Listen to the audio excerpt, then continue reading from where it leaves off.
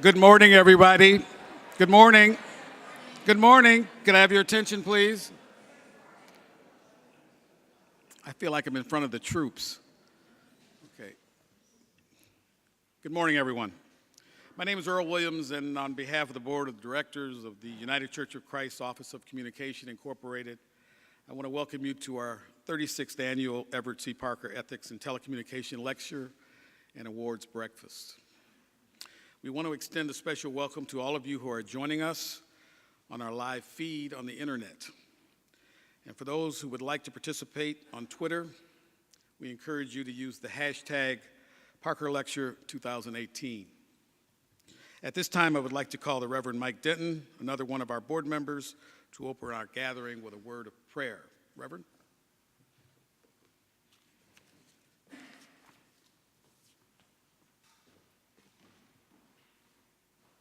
I'd first like to show my respect and acknowledge the host nations of this land, their elders past and present, on which this event takes place. Let us pray. In the scriptures shared by the Muslim, Jewish, and Christian faiths, verse 11 of the 29th chapter of the book of Jeremiah says this: "For surely I know the plans I have for you, says the Lord, plans for your welfare and not for harm, to give you a future with hope." Although these words were shared with one group of people at one place and one time, they are words that reflect the values and dreams of many of us, regardless of our faith, our political affiliation, our culture, our social position, or any other description we try to use and explain the panoply of humanity. Here we gather on common ground. In a time when these beautiful diversities are increasingly and divisively being described as ugly by some, here we gather on common ground. In a time when descriptions of this variety are increasingly being seen as intractable barriers to relationship, here we gather on common ground. This common ground is the ground we find and create together. We gather here because in some way we know that the tools we have developed for communication, information sharing, story sharing, and truth-telling are tools that, although sometimes used for great harm, are even more powerful as implements that benefit our mutual welfare and our common life. We gather here because in some way we know that we have the opportunity to see these times of trouble transformed into a time of hope. We gather here on common ground because in some way we know that we share a calling with those whose vocations we are honoring today, to uncover the love, respect, grace, and healing that is at the root of all our being. Today we gather here on this common ground. May we all be a sacred and holy blessing for each other. Amen.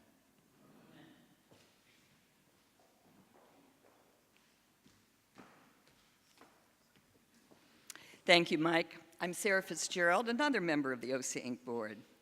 For the past 36 years, the Parker Lecture has been a special time for us, whether we come from a spiritual community or an advocacy group, whether we work in government, for a telecommunications company, or for a philanthropy. We pick our date many months in advance, and thus we can't predict the emotions that we will bring with us when the lecture finally comes around in the fall. Some may remember the movie remarks that Scott Simon delivered back in 2001 when the lecture was held just a few weeks after 9/11. Others may remember when we gathered soon after Everett Parker died in 2015. We have met on the morning of a government shutdown and just a few weeks before a very divisive presidential election. And we come this morning with prayers for hurricane victims, shock over the apparent murder of a Washington Post columnist, and again, at a very divisive and polarized time in the life of our nation. I was reminded recently of a song written by a man who, like Everett Parker, was a Protestant minister who saw a need for quality children's television programming, and so he began to produce it himself. What do you do with the mad that you feel? When you feel so mad, you could bite? Fred Rogers recited those words to a song he wrote to the Senate Commerce Committee when he appeared before the panel in 1969 to lobby on behalf of public television. Quote, "It's great to be able to stop," the song goes on to say, "and be able to do something else instead."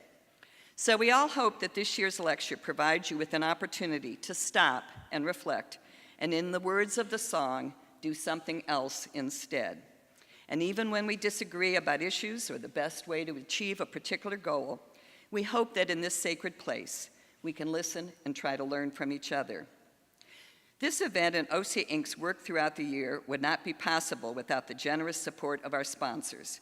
Please hold your applause until I announce all of their names. Our lead sponsors, Comcast, NBC Universal, Facebook, and Google. Our patrons, Charter Communications and the Media Democracy Fund, also Track Phone Wireless and the United Church of Christ. Our corporate special friends, the law firm of Best & Krieger, Cox Enterprises, the law firm of Kelly, Dry & Warren, the National Association of Broadcasters, NCTA, the Internet and Television Association, and the law firm of Wiley Ryan. And our nonprofit special friend, the Benton Foundation. And if any of you would like to join in being a supporter of us, there are cards on the check-in table outside. We also accept donations online. Please join me in giving all of our sponsors a round of applause.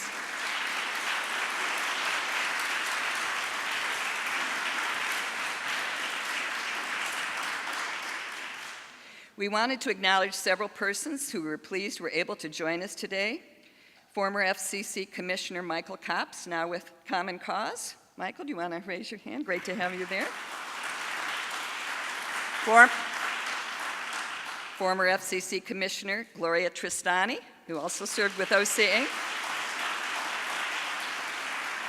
And I don't know whether former Commissioner Mignot Clyburn snuck in at the last. Oh, there she is.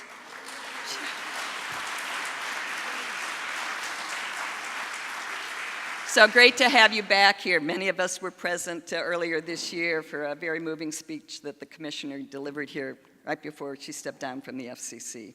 And we also want to recognize the Honorable Inez Smith-Reed, who's retired after serving as a senior judge on the DC Court of Appeals. Judge Reed.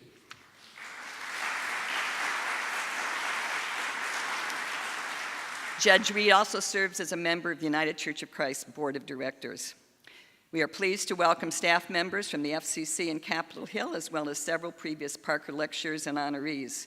We also want to recognize Cindy Bailey and Scott Sherray from the national setting of the United Church of Christ, who have traveled from Cleveland to be with us today. Cindy and Scott.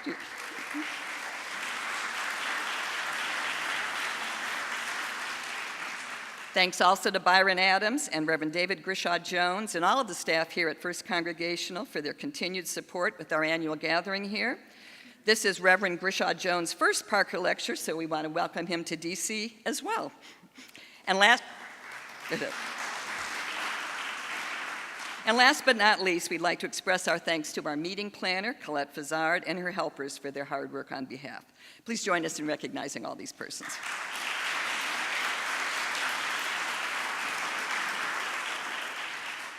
At many Parker lectures in the past, we have lifted up Everett Parker's successful challenge to the broadcast license of WLBT-TV in Jackson, Mississippi.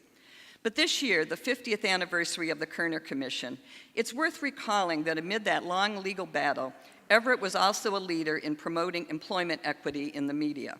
In 1967, the year before the Kerner Commission report, he called on the FCC to refuse to renew broadcast licenses if stations failed to prove that they did not discriminate in their hiring practices. The Kerner Commission was convened to study the underlying causes of civil unrest in the mid-1960s. Its report included trenchant observations about the impact of a one-sided media in a nation of multiple perspectives. The press, it said, quote, has too long basked in a white world looking out of it, if at all, with white men's eyes and white perspectives. With the pressure of the Kerner Commission and the statements of support pouring in from members of Congress, unions, civil rights advocates, civil libertarians, and even President Johnson, and timely feature stories from publications like the New York Times and TV Guide, the FCC did take steps to address job discrimination in the broadcast industry. By 1969, the FCC acted on the United Church of Christ petition, adopting rules that required broadcasters to submit annual data on the race and ethnicity of their employees. As the order said, quote, in the problem of racial discrimination, Statistics often tell much. In the following years, the Nixon administration adopted similar rules for telecommunications companies. That eventually led to the Equal Employment Opportunity Commission's groundbreaking settlement with AT&T, followed by settlements between the EEOC and a wide range of other industries.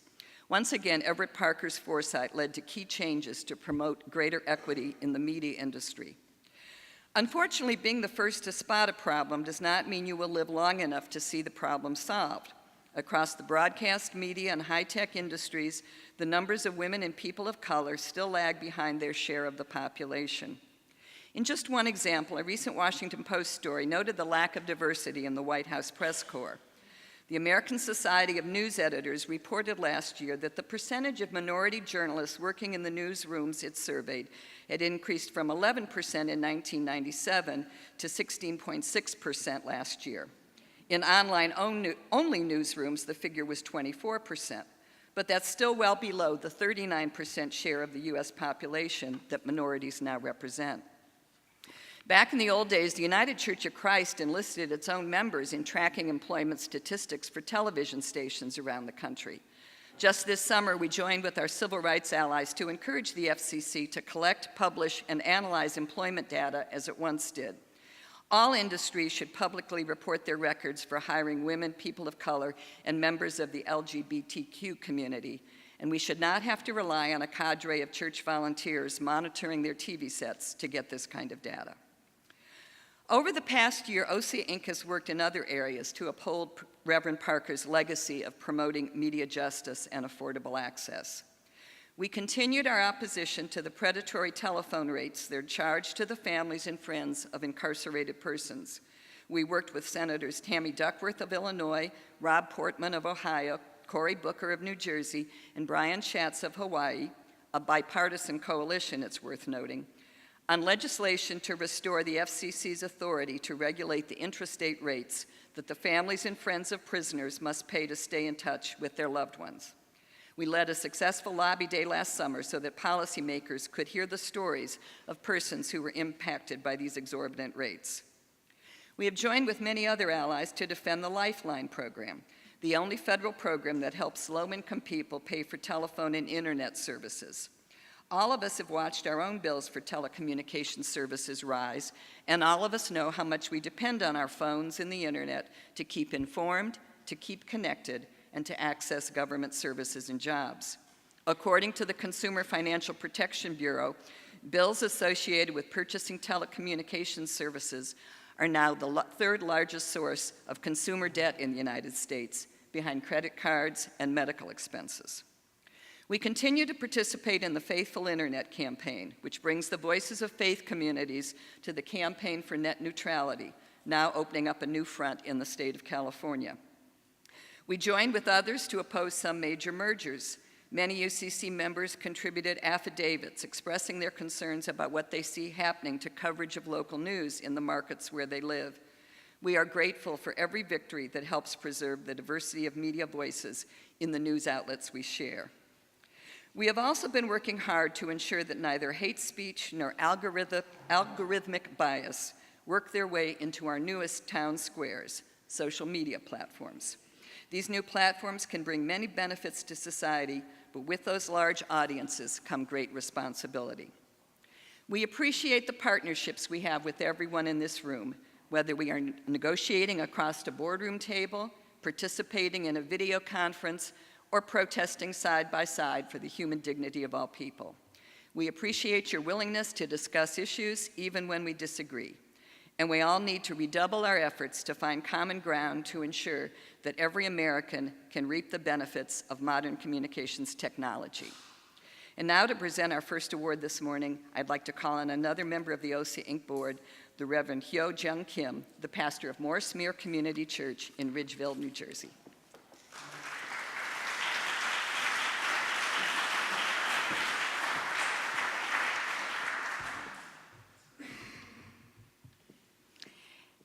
Thank you, Sarah. For the past 35 years, OC Inc. has presented the Donald H. McGannon Award in recognition of special contributions to the advancing of the role of women and people of color in the media. Over those years, we have honored persons who, like Don McGannon, were broadcasting executives, as well as men and women who were newscasters, lawyers, philanthropists, and activists. This year's honoree has been opening doors for others in yet another field. Kevin Sampson first came to Washington a few years ago to pursue a master's degree in film and electronic media in American University, He began working with Arlington County's Community Access Television Corporation, teaching others how to tell their stories through film, TV, and audio production. In 2012, he took his love of film to a new level by creating Picture Lock, a DC area entertainment website, TV show, and audio show, radio show, which he continues to produce and host as a radio show and podcast. The following year, he became director of the Rosebud Film Festival in Arlington, dedicated to highlighting the best of independent films around the world. Over the years, Kevin became frustrated about the lack of diversity in the film industry and the kinds of projects by Black filmmakers the distributors were willing to show in theaters. He tried to raise money via Kickstarter to support his own documentary on that problem, but he could not secure the necessary financial backing. So instead, he decided to create a film festival to promote the kinds of films by African American filmmakers that he wanted others to be able to see. The result was the DC Black Film Festival. This past August, the festival provided an outlet for 45 new films culled from more than 150 submissions. The festival also organized discussions on topics such as making Black Lives Matter through film, and offered promotions to encourage young African American girls to come and see films that provide positive role models. Through his work as a film critic and reporter, Kevin has learned much about what it takes to make it in the film business, and has now evolved Picture Lock into a public relations company to help filmmakers find an audience for their projects. The first DC Black Film Festival was held just a few weeks after the white supremacist rally in Charlottesville in the summer of 2017. As Kevin told Washington Post film critic Ann Hornday at the time, it is clear that we need safe spaces to come together and talk about issues, because only two things can combat this type of hate: love and seeking to understand each other. Friends say that Kevin tends to think first and speak second, and he is very humble about all that he has managed to accomplish in a few short years. So today, we are pleased to bring further attention to that work by presenting this year's Donald H. McGannon Award to Kevin Sampson.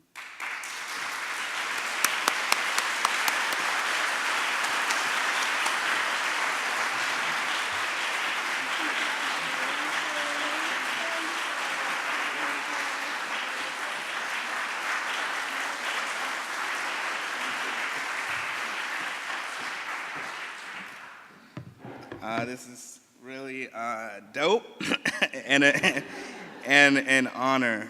Excuse me for 1 second. So first I'd like to thank and give glory to God, not just because of the space that we're in, but that's how I roll. I wouldn't be the same person without God in my life as a guiding force.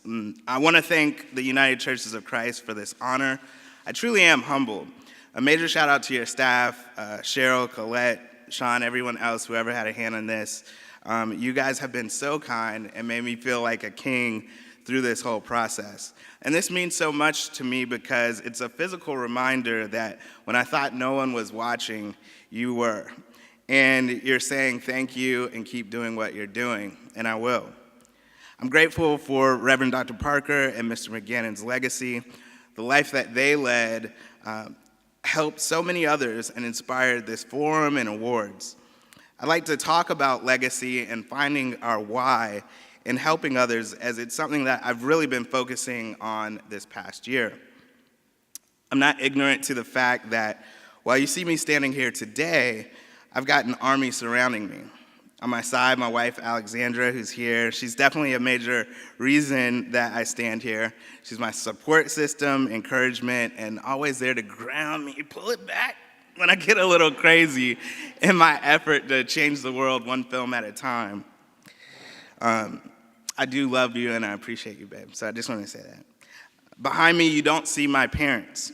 They raised my brother and I to know right from wrong and tried to give us what they didn't have. They were first-generation college students who allowed us to pursue our dreams and let me know I could be whatever I wanted to be.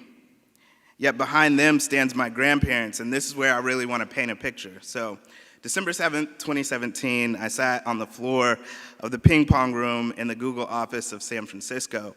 I was receiving the news that my grandmother had passed, and it was expected, but it cemented the loss of that generation on my dad's side. Her husband had passed the year before, and so my soul was shaken once again as I thought about their life and legacy. Again, here I am on the floor of the Google office in San Francisco as a part of the Google Next Generation Leaders program. And I thought, did my grandfather know that when he decided to make a deal with his father to give his checks from the Army in exchange for him leaving the farm in Mansoura, Louisiana, that it would get me there? I couldn't shake that profound weight of this thought, and it gave me a sense of responsibility that I had to give back for the sacrifices that were made for me on all sides of my family. So I view my work in increasing the voice of women and people of color in the media, tough and thankless as it is at times, as a way to open doors in the way that doors have been opened for me. In front of me stands my two children, Ella, 6, and Kevin, 4. And they are the future, and they are my why. December 8th, 2017, coming home from that same trip, I was riding home with my family from the airport, and my wife informed me that my daughter said she wished her skin was white. Yeah.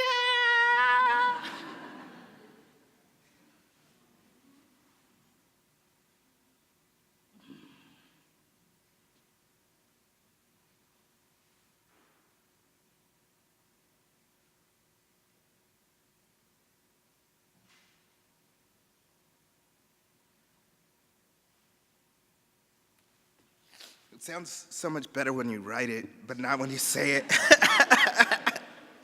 Oh, goodness, it just took me back there for a second. Gosh, I'm a crier. I got it from my mom, who's behind me. Thank you. But what happened was a month before, a boy in her class had said that her skin looked like poop. And so we dealt with that like on the school level, but I just realized that it's obviously still affected her. This is not cool for the stream, for YouTube, for whatever.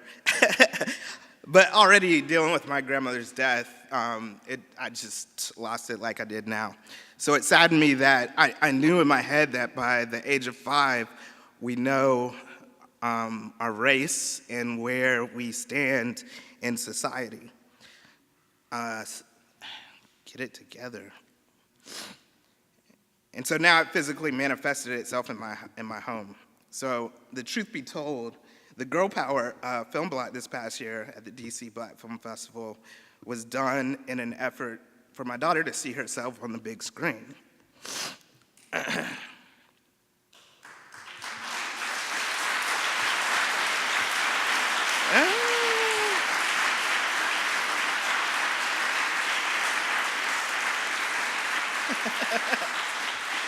You guys are too kind.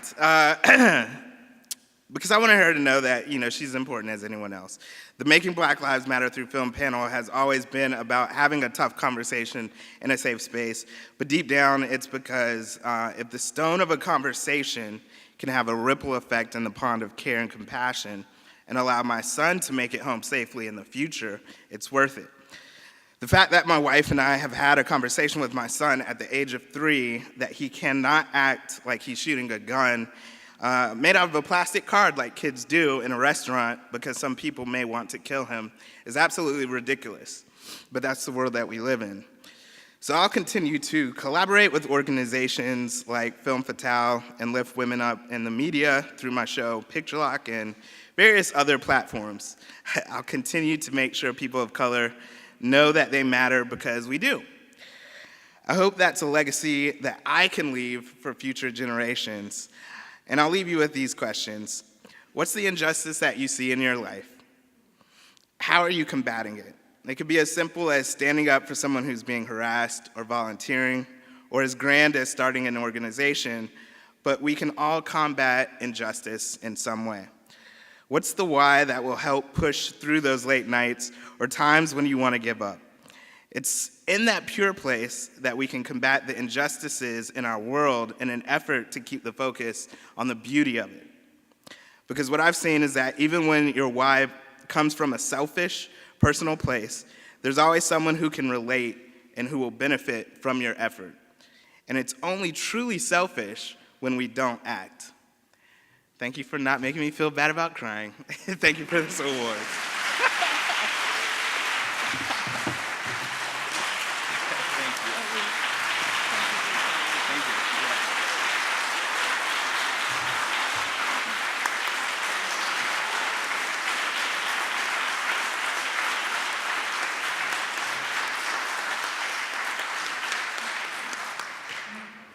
Thanks, Kevin. Thanks for giving us all another why we all do this, why we're all here, how we all tried to work together. Good morning. My name is Cheryl Lianza, and I am the policy advisor for United Church of Christ Media Justice Ministry, OC Inc. And it is my honor to introduce this year's recipient of the 2018 Everett Parker Award.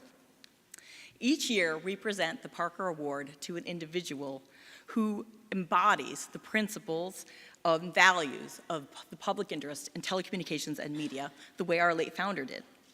Gigi Sohn is the quintessential Parker Award recipient because she has spent virtually her entire career doing just that.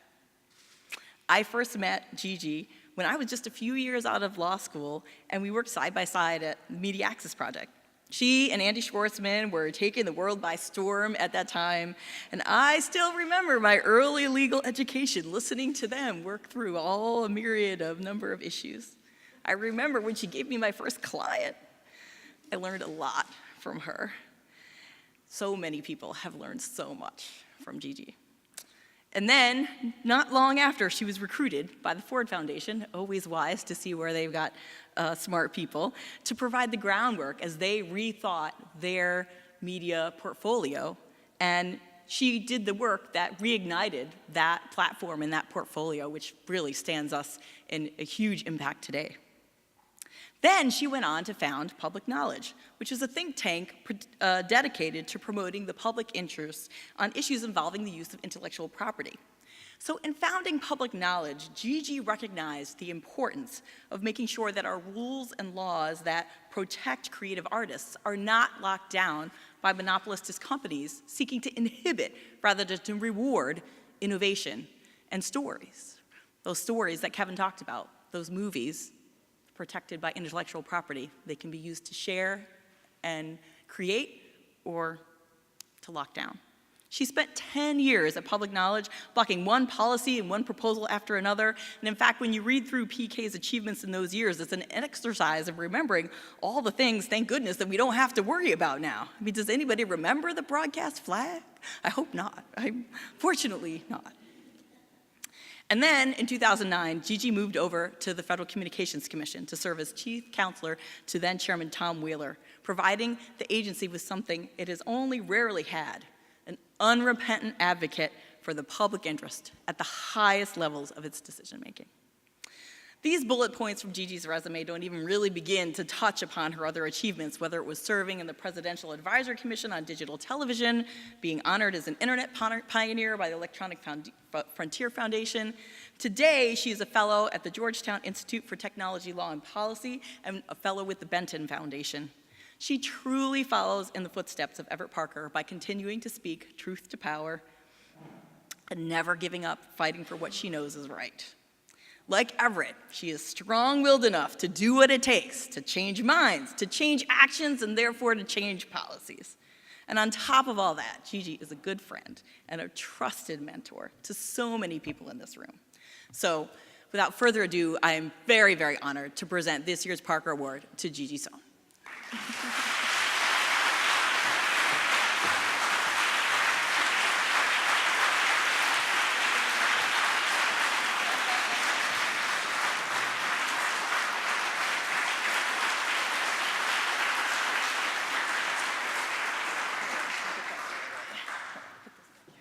Wow. Thank you, Cheryl. It's really wonderful to be introduced by my very first and one of my very best hires. It gives me great pride to see a woman that I had the privilege of mentoring devote her career to ensuring that the most vulnerable Americans can benefit from open and diverse media and communications networks. You were one of the first to equate media justice with social justice, and we all owe you a debt of gratitude for that. I also want to thank the UCC's Office of Communication for presenting me with the Everett C. Parker Award. I can think of no greater honor for someone in the field of public interest communications policy advocacy. And in fact, that's what I told all my daughter's teachers when I told them I was pulling her out of school today. I want to extend my congratulations to my longtime friend, Helen Brunner. Where is she? There she is. And to my new friend, Kevin Sampson. Although we have met before, you are, particularly after that, you are definitely my friend. Helen is one of the most unsung heroes of our field. Her roles as a funder in the field and a coordinator of campaigns around net neutrality, privacy, and Lifeline were essential to the victories that we achieved at the FCC. And Kevin, I am awed by how much you've done, and you are so young. And I look forward to an even greater future working with you. You are amazing. There are so many people to thank for this award, and a lot of you are in this room. It was just great to network before and see all the folks that I've worked with for so many years, and I'm so gracious and so grateful that you're all here. But special thanks go to my family, my wife Laura, my daughter Yossi, and my mom Roma. They all put up with the 11 p.m. phone calls, the press releases sent from my computer at the dinner table. Even though we're not supposed to have electronics at the dinner table, there is the Gigi Sohn press release exception.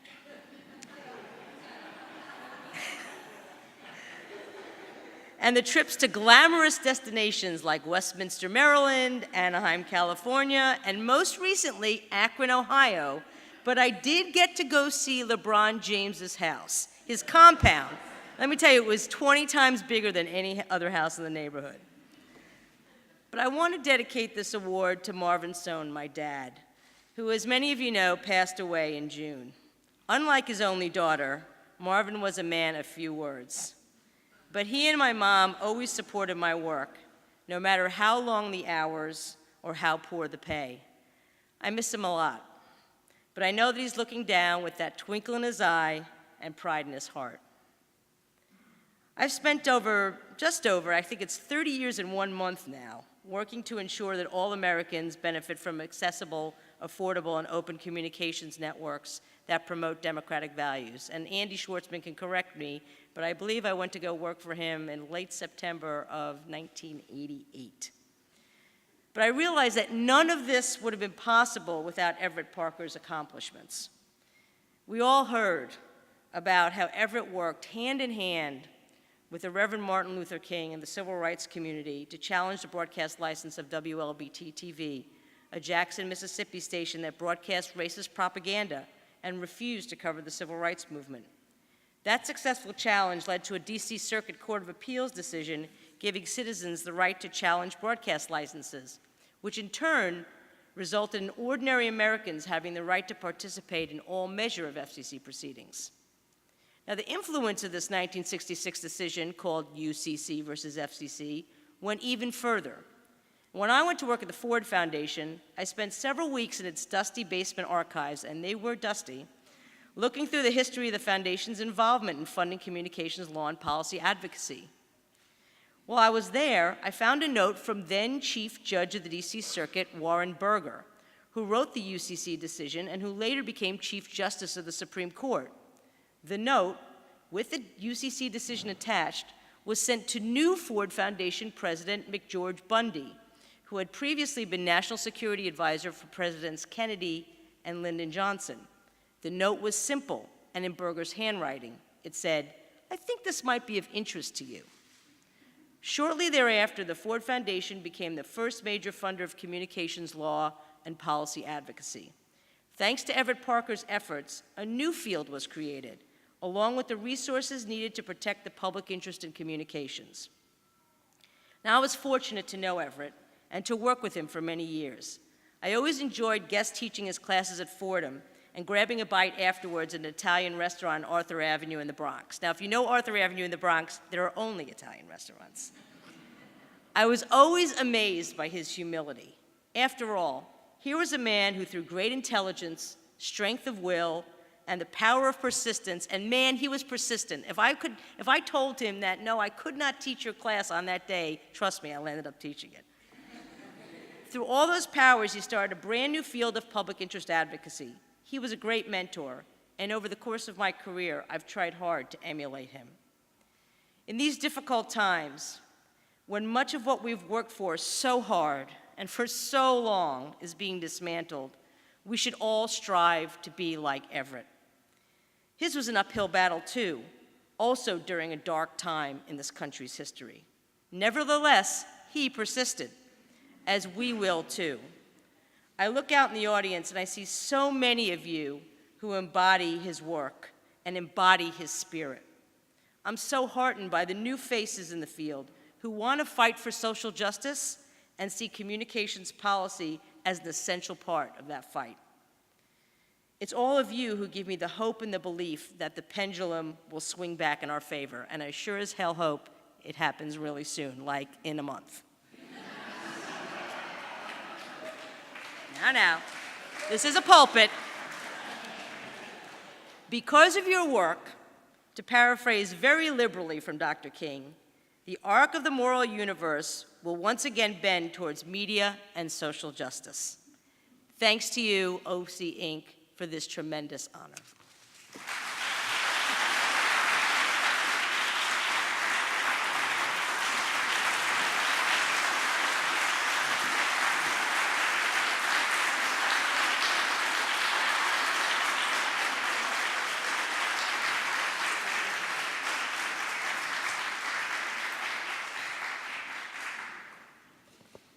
Thank you, Gigi, and congratulations. I'm Brian Lapis, another OC Inc. board member, and I am delighted to introduce this year's Parker Lecturer because in recent years, she has probably been the most influential person in media justice and communication rights. Yet Helen Brunner manages to keep such a low profile that there are probably many people here today who are not aware of her vision and the influence she has had. Over the course of her career, Helen has been focused on supporting organizations working at the intersection of the media, the arts, technology, and democracy.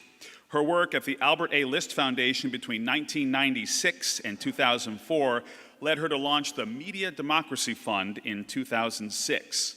MDF became one of the first philanthropies dedicated to promoting policies to protect the public's communication rights in the digital age.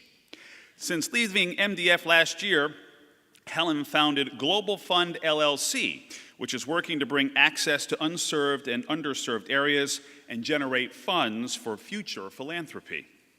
No public interest advocacy group could survive without the help of philanthropists. And over its long history, OC Inc. has been grateful to count itself in that group. Through her own work, Helen has continued to help build a community of advocates for communications rights that is effective, representative, accountable, and strong. None of these attributes is ever a foregone conclusion, but over the years, Helen's genius has been to identify the right moment or the right person where an infusion of financial support could make the most impact and do the most good. Cheryl Lianza always has said that Helen has the unique ability to spot the kind of organization that could rub $2 together and change the world in a new and different way. Prometheus Radio Project, the Center for Media Justice, Free Press, Color of Change's technology rights work. These are just a few of the organizations that benefited from Helen's perceptive vision and a small financial boost in their early days. Helen was always able to look beyond the headlines and discern the difference between flash and substance in a way that few funders are able to do.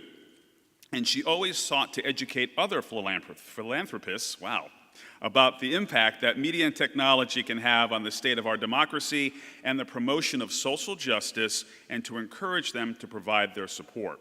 She has served as an advisor to several foundations, including the Quixote Foundation's Media Reform Program, and has been recognized by the Council on Foundations with the Robert Scrivener Award for Creative Grantmaking.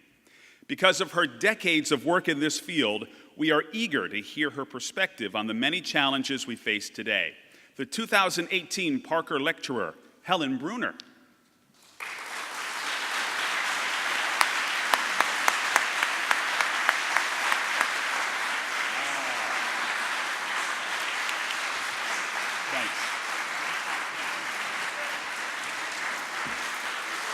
Oh, wow.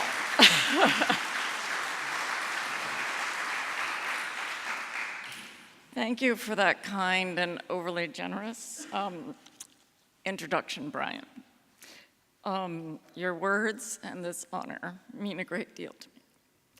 And hello, everyone. My goodness, it's so great to see you guys. I haven't seen many of you for 2 years, almost. And some are completely new faces, and that's even more exciting for me. Thank you, Kevin, for making it safe to cry. My husband, Don, who's put up with a driven crazy person throughout these years that I've been doing this work, gave me some napkins as I came up to the stage. And Gigi, I don't know what to say about you, my co-conspirator. And one of the people that brought me to this field. Oh dear, this is gonna be terrible. I'm never gonna make it through this. I am so happy and grateful to be on this particular stage. I am humbled by the opportunity to deliver the 2018 Everett Parker Lecture. As you heard in the invocations, Sarah's introductions, Cheryl's words, over the years, OCC has had the courage and leadership sorely needed. I first encountered your work, your courageous work, in high school, in DC public schools, where I had a phenomenal urban studies teacher who gave the assignment of monitoring television stations and looking for the representation of Black individuals and communities and the context within which they were seen or presented. We counted appearances, and at that time, DC was around 70% Black. And as you know, licensure is predicated on serving the communities where you are, broadcasting. Fancy that. But our news was full of if it bleeds, it leads stories, negatively elevating Black individuals and communities in ways that were extreme and inaccurate. Amos and Andy, reruns were rife on our channels. I think they took up something like half of daytime TV at the time. It's kind of hard to even imagine that now, but we still actually have the same problem.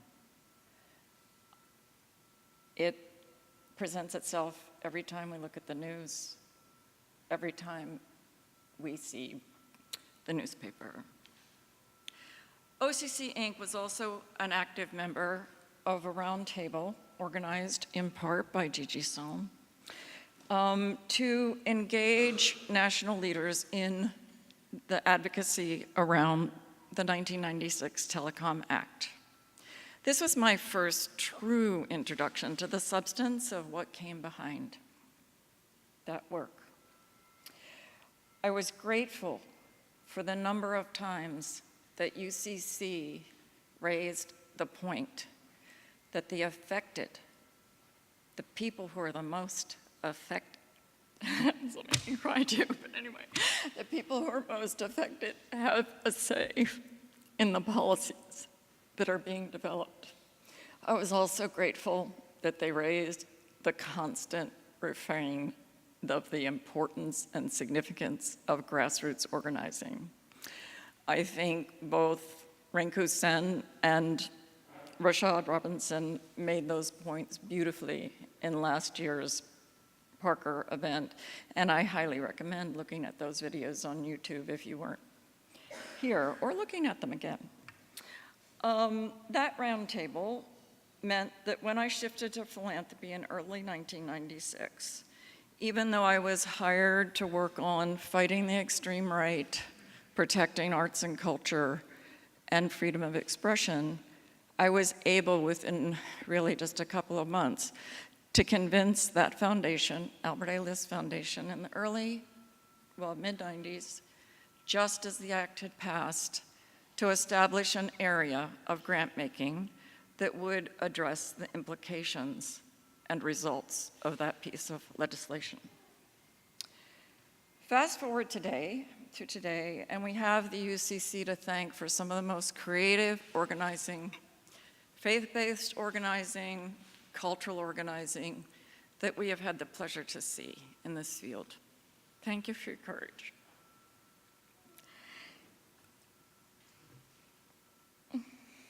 And thank you for all of you, all of the extraordinary work you do, and all that you do to further positive change. For those of you who came thinking I was going to speak about the future of technology, I am sorry to disappoint you. I've moved on from that place. We will have a little demonstration relating to the future of technology at the end that I hope will be fun and perhaps a little depressing, but it's gonna be fun too. And you'll see I have some props. That 30-minute hourglass is to tell me when the talk needs to be over, and it is also to remind us that we only have now. We really only have now. Take a deep breath, look around this space, feel your body in your chair, feel your spine holding up your heavy, brilliant head. And it is intimidating to speak in front of this brilliant audience. All of you know more about this than I do.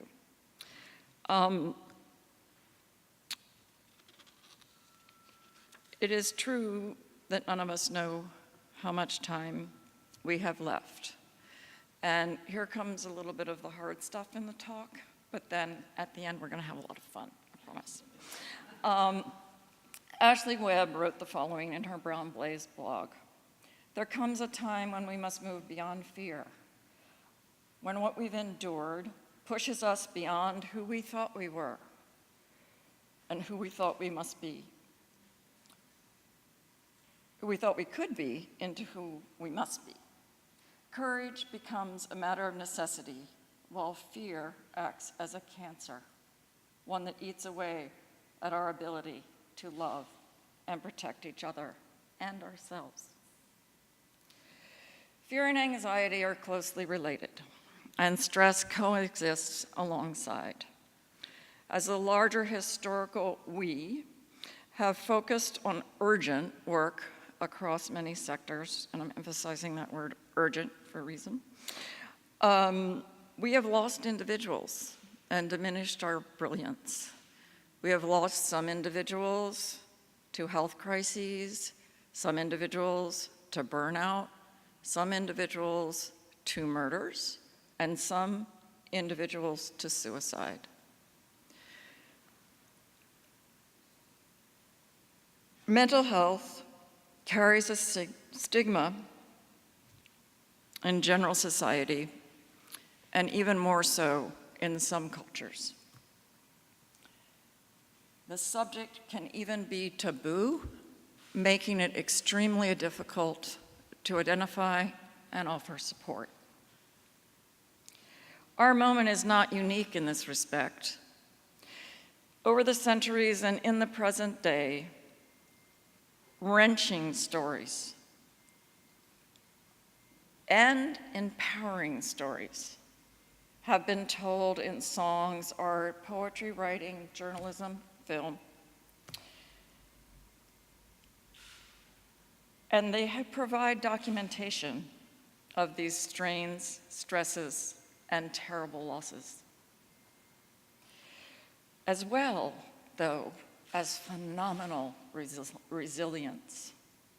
Resilience in the face of conditions most of us can't even begin to fathom.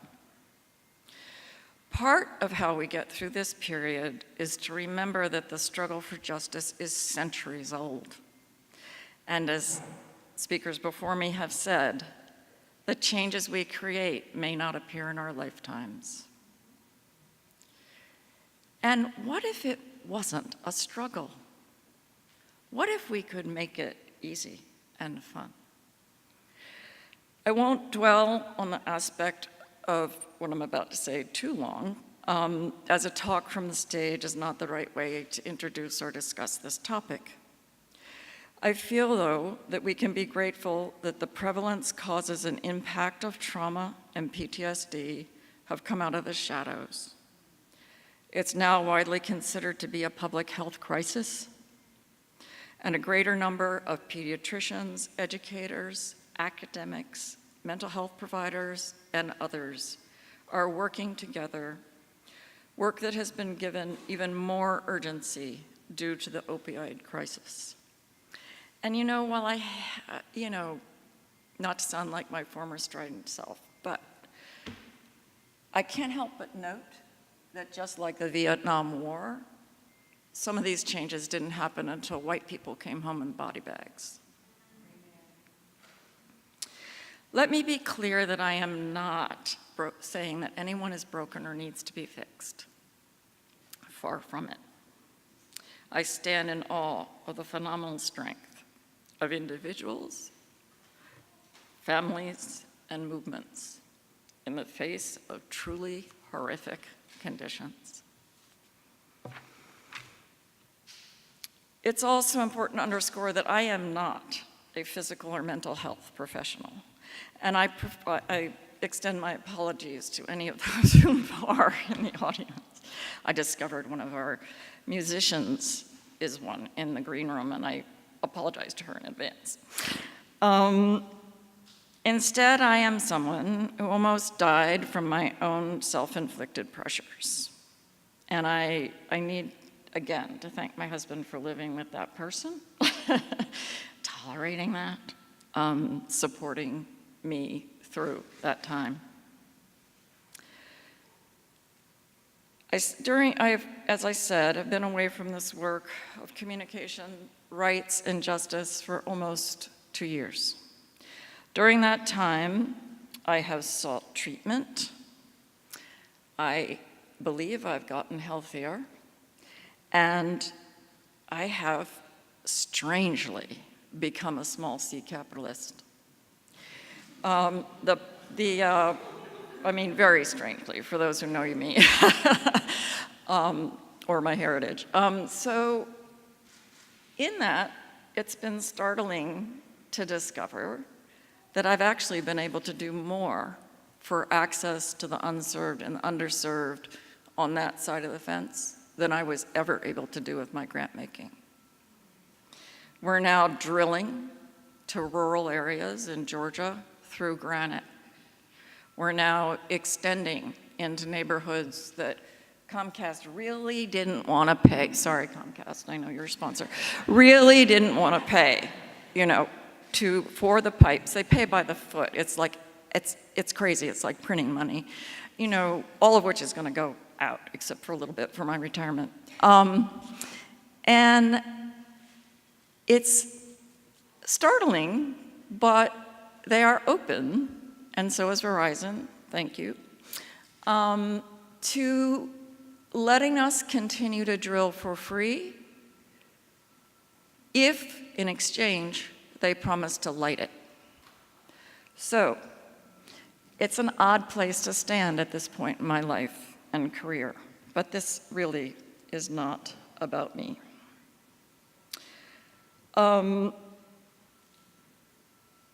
Of course, the behaviors associated with PTSD or extreme stress also appear within other parts of the ecology. I forgot to say that the other piece of work that I'm doing is through the nonprofit Art Resources International. I'm conducting research into the impact of trauma, complex trauma, and PTSD on the justice movements around the world. This is an issue that funders need to wake up to now. And so does the community, all of our communities. The behaviors associated with PTSD or extreme stress also appear within the other parts of the ecology needed to create sustainable positive change. Let what little research there is in a small, tiny study conducted at Smith College, it's not a surprise to learn that people who have experienced trauma, whether early childhood or in their daily lives, are drawn to work on justice and be in the justice movements. Unfortunately, people who are not healed from trauma seek re-traumatization. Given the death threats, murders, deportations, or even watching the news, confirmation hearings, or the current president's Twitter feed can be re-traumatizing and can offer ample opportunity. Schools, as Kevin told us, offer ample opportunity. Human exchange across races and differences offer ample opportunity.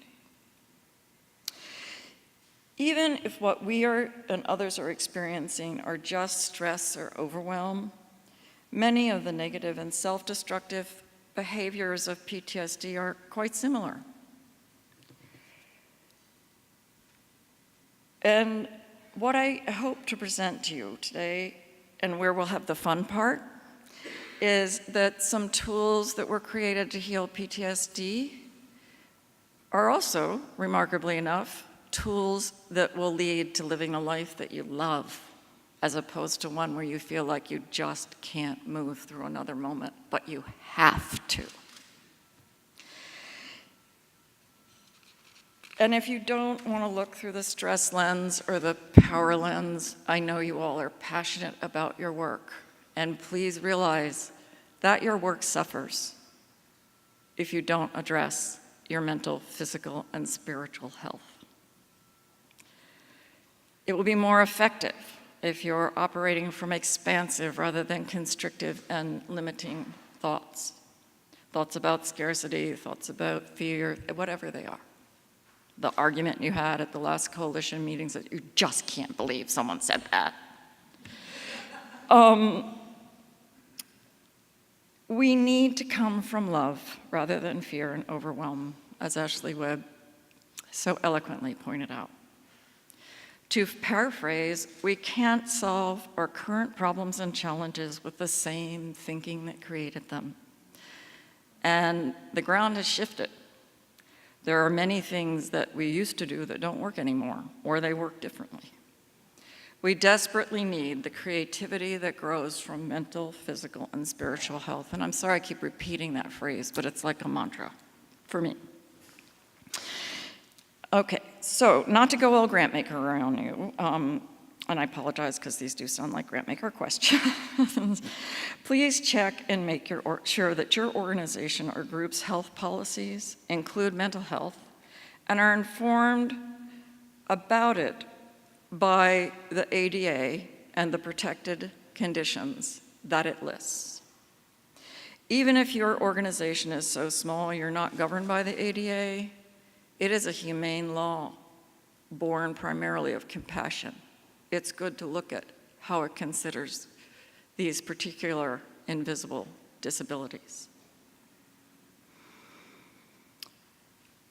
So, I also would like to ask that if you have the real estate, create a quiet place, even if it's just a painted, ventilated closet with a plant.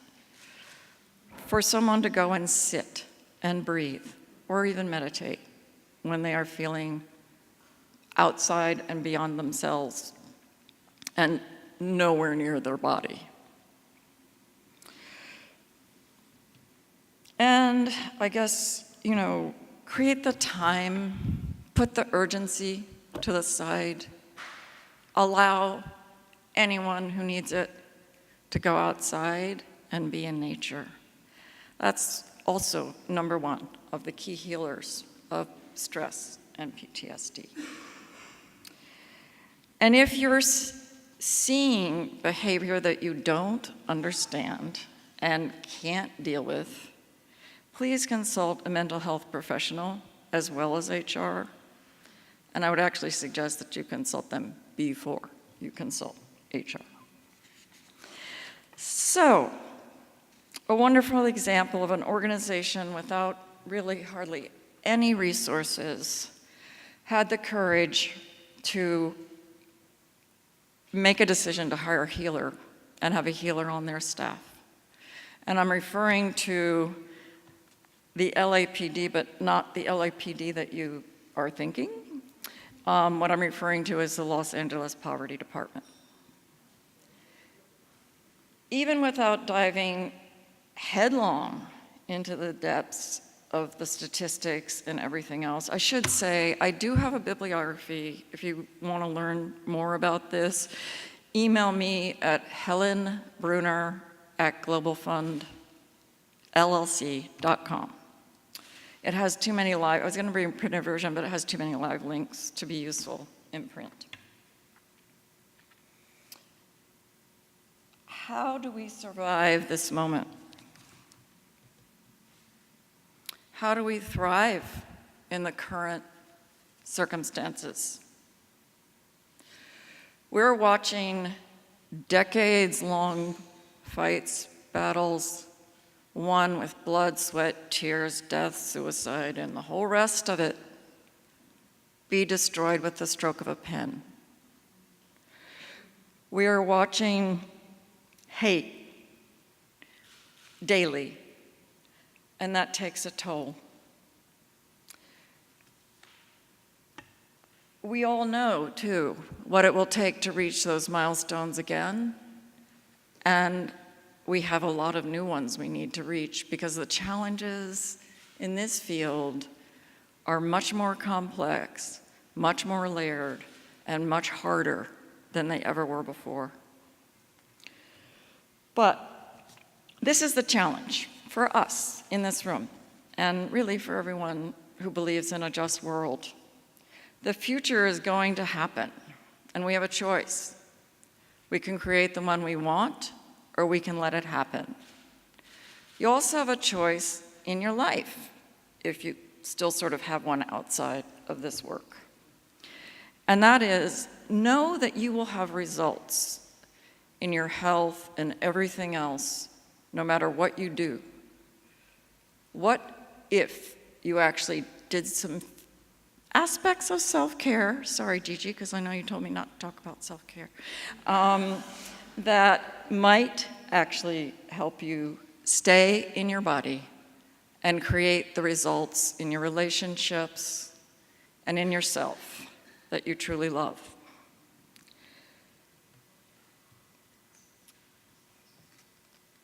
We need to be, and this gets back to the work, from my observations, when I was in the field and now almost 2 years out of it, many, and completely understandably so, folks are exhausted, depressed, and dare I say it, in despair.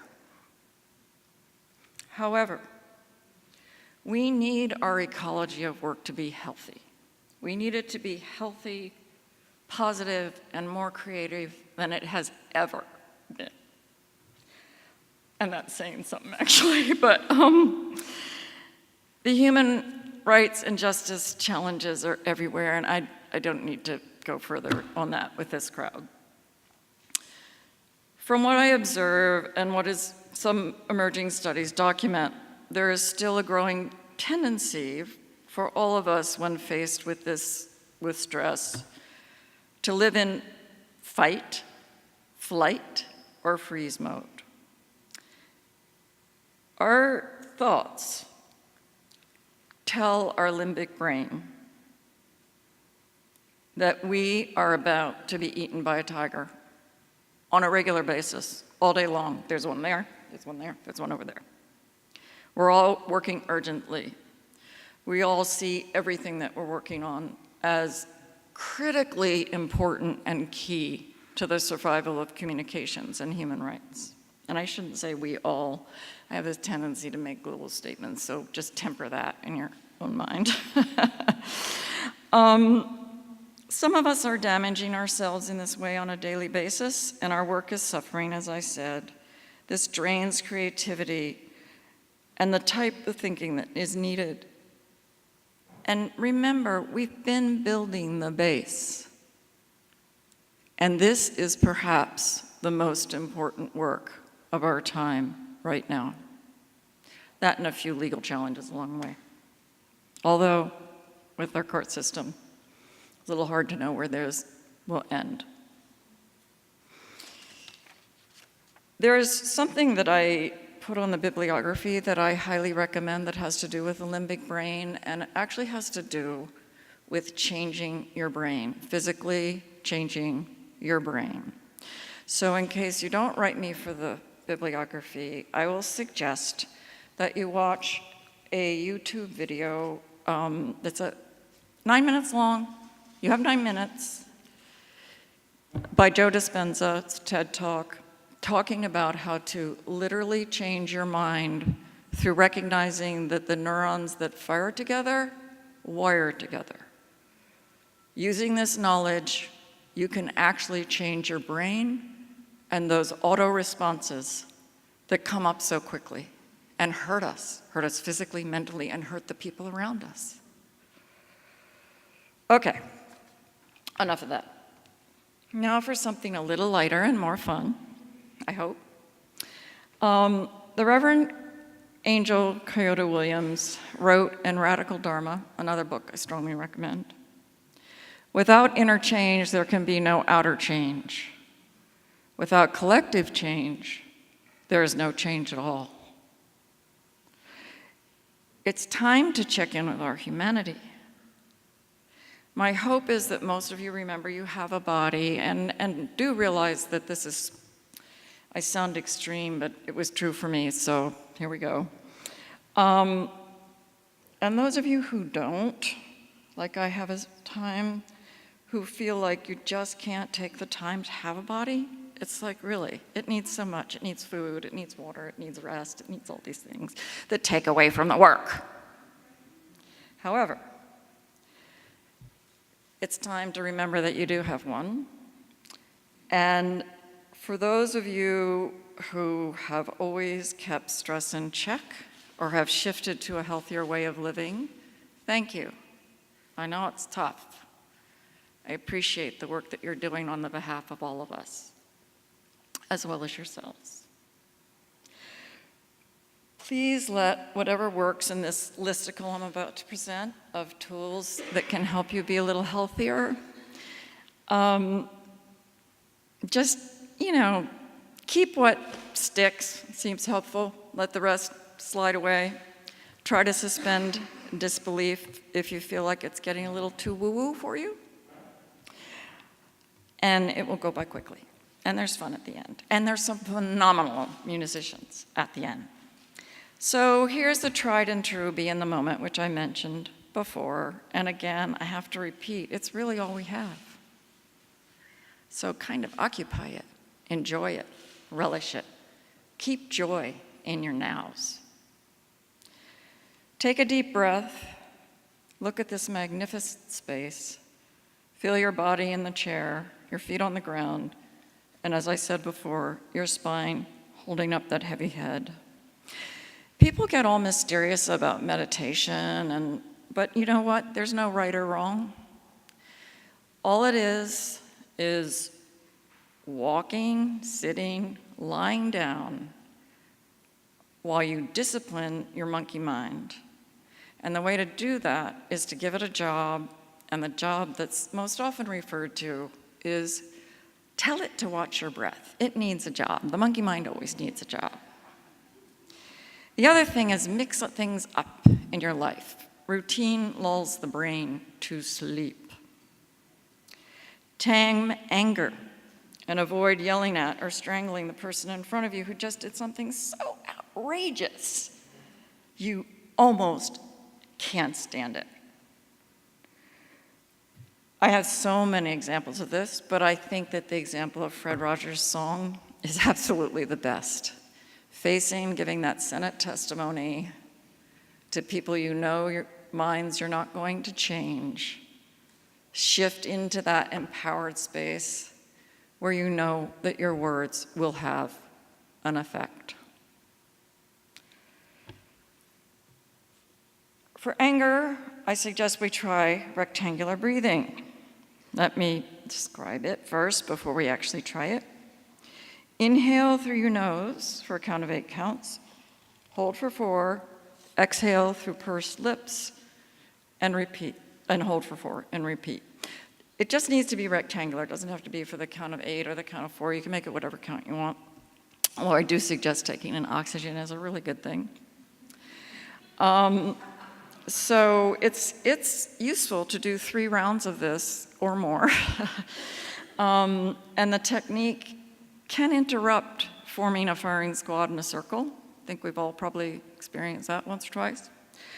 And it also lets you be calm and thoughtful in the face of whatever tiger you see behind that bush. So here we go. In through your nose. Hold for 4. Exhale through pursed lips. Hold for 4. Rinse and repeat whenever you need to. Stand guard at the portal of your thoughts. While this may sound odd or even impossible, it's important to your health. As I mentioned the limbic brain before, our rapid breathing signals the limbic brain that we are in crisis. The limbic brain then issues a cascade of destructive hormones. Now, if we really were fighting tigers, they would be very positive and needed, but we're actually not, even though it feels that way. These hormones cascade, and they really are destructive. Again, Joe Dispenza. Neurons that fire together wire together. If an emotion is getting the better of you, make an appointment with it and say, hey, I don't have time for you right now, but we're going to talk about it Friday at 3 o'clock. And you'll be surprised what happens. Shift perspective. When something bad, and this is a hard one, when something bad or horribly unjust happens, take a moment, get quiet, and list what positive things might come out of something horrible that just happened. Takes discipline. You may need to sit there a long time, but it's worth it. It shifts your perspective to a more empowered and more positive place. There are several versions of this story, and I was unable to find the original interview, but allegedly Nelson Mandela's answer to a question about how he could survive the abuses being heaped on him in prison by the very country he was trying to liberate said, "I just kept remembering that this is what it looks like when it all comes together, while it's coming together, rather. This is what it looks like while it's coming together." Be happy about that. Be happy that it is coming together, because it will. It really will. Maybe not in our lifetimes, but it will. Raise your positive energy. Please join me in a little experiment. And I can't actually do this experiment because I realize that I'm out of time, but it has to do with ladders of communication. Lowest ladder, life is happening to me. Victim, not saying there aren't victims, but it's a very disempowering place to live. Next ladder, life is happening by me. And that's where you see the kinds of controls that kind of can crop up in coalition meetings again. And then there's a third rung. Life is happening with me. It's cooperative, it's open, it's a creative space. If possible, kind of stay there. Remind yourself. We don't have time for this now, but try telling a story of something that happened from the to me space, and then try telling it from the with me space. It's an extraordinarily different experience. Love yourself, interrupt negative self-talk, and fire your inner critic. Just tell that creep, get out of here. I don't have time for you. I interrupt your message. It's not true. I'm doing the best I can with the resources I have at hand. There is part of this activity that will have an aspect of the future to technology in it. Could the purveyors of fun please come out and distribute your toys?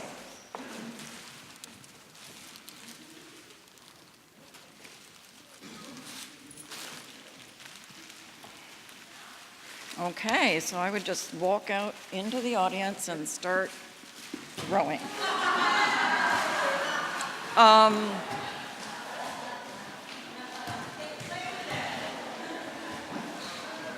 And thank you to First Church for allowing me to do this.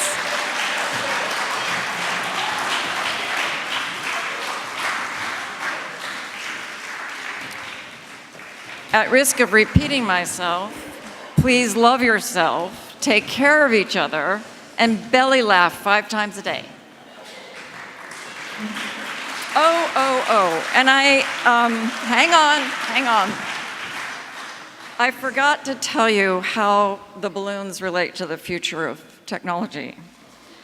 They're not balloons. Anyone that touched a beach ball now has tracking and recording technology imprinted in your fingertips.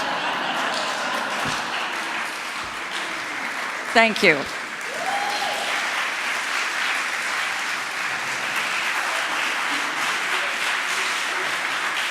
Helen.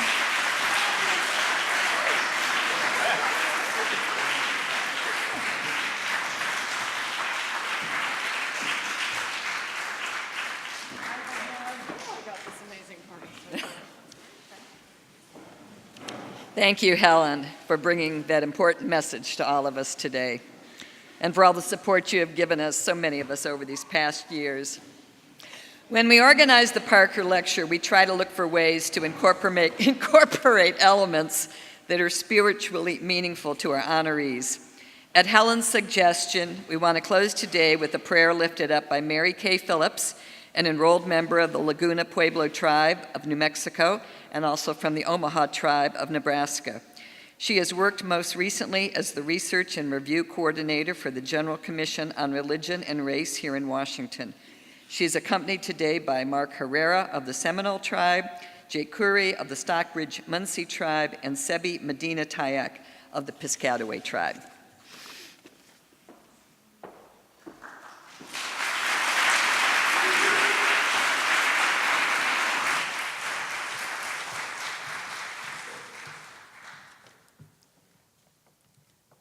Check. It's on. Great. Wibnaha. Ie undong ingitong. Greetings. Ijaje Lethoisa. I'm from the Omaha tribe, as mentioned. It's a tribe in Nebraska. Today we just want to present a few words and a song for you as you go on your way leaving the circle. I'm also from the Wajringang Tawang Thong Patete bird clan, and my native name, as was mentioned, is Mary Phillips, or my non-native name is Mary Phillips. With me today are Sebi and Mark and Max, and Jake couldn't make it today, but Max Yamane. And Sebi Medina Tayak, who is proudly from the Piscataway Indian Nation, which we will learn more from in just a moment. Mark, as mentioned, is from Florida, the Seminole tribe of Florida, and Max hails from Texas and sings with a southern drum group called Otter Trail. However, all three, and including myself, sing with a local intertribal powwow drum group. We're called the Uptown Boys. And I just want to say, Weeb Naha, thank you, you all, for being in our presence today. And Weeb Naha to the United Church of Christ for gathering us in this space to come together in community and put into our daily conscience the concerns that face us all, so we can use our hearts and faith to progress in a good way, in a spiritual way. And Weeb Naha to Cheryl and Helen for asking us to present Native American voices through song and recognition of the lands. The first stewards of the land we are on were the Anacostans. And if this name sounds familiar to people who are local to DC, you might associate it with the Anacostia River, one of three main Native American villages that resided in DC long, long ago. The Anacostans were a part of a larger tribe under what is called a chiefdom. The chiefdom of the Piscataway. While there are no longer chiefdoms of tribes, the Piscataway people are present in this area, including Sebi, who is our resident expert on all things Piscataway. Sebi will give us just a short understanding and further information on the lands and land recognition. Hello, everybody. My name is Sebi Medina Tayak. I'm from the Piscataway Indian Nation. I'm a member of the Beaver Clan. The important thing about recognizing the land that we're on is that it subverts the colonial narrative of the city.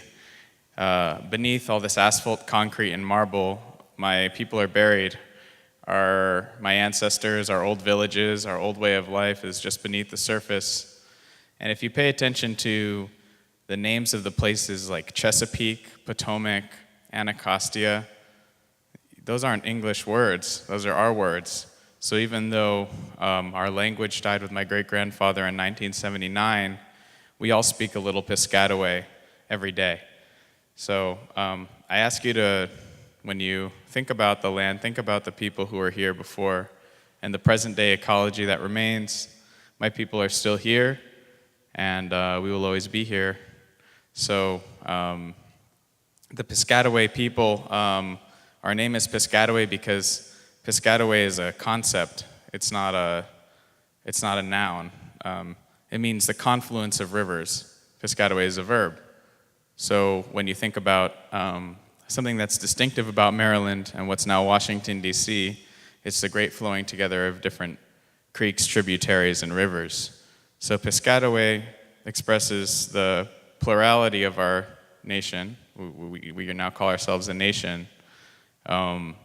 And it also means the plurality of people. So we believe we come from the water. So when different waters flow together, we're also expressing that it's different peoples flowing together. So that's something that's still true here in Washington, D.C.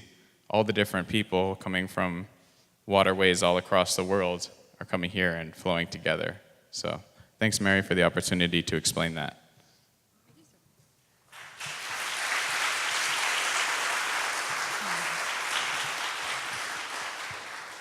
Today, we pray for these lands and maintain that having an indigenous connection and understanding of the land, wherever you might live, travel to, or fly over, will give you a stronger sense of the history and environment that surrounds you. As Native people, we may be the last generations of our tribes to have unfettered access to our homelands. The current tribal challenges include the reduction of tribal lands through court cases, tribal land consolidation, and government policy changes, as land is seen as a commodity in society and not seen as a gift from the Creator. But there is hope. Tribal leaders are working to open up the superhighway just 40 feet above the ground that zigzags through prairie lands that once provided all necessary resources to survive for centuries. Tribes are using creative ways to find resources to help their communities in the era of netizens, even if they have to still dial up or drive miles to the nearest Wi-Fi spot at the top of that one hill. Commodity phones, as they are called on the res, are the primary source for connectivity, but last just hours before needing a new one. With your continued leadership and vision to bring media and telecommunications to rural areas, tribes will benefit beyond sending more data and text. They can send their kids to college. Oh. We want to share what's called an honor song with you today. Honor songs are written for leaders and for revered givers of the tribe that are to memorialize the act or deed that someone selflessly gave of themselves. This honor song will be sung for you and originally bestowed to the Sheridan family of the Omaha tribe of Nebraska. Weebnaha.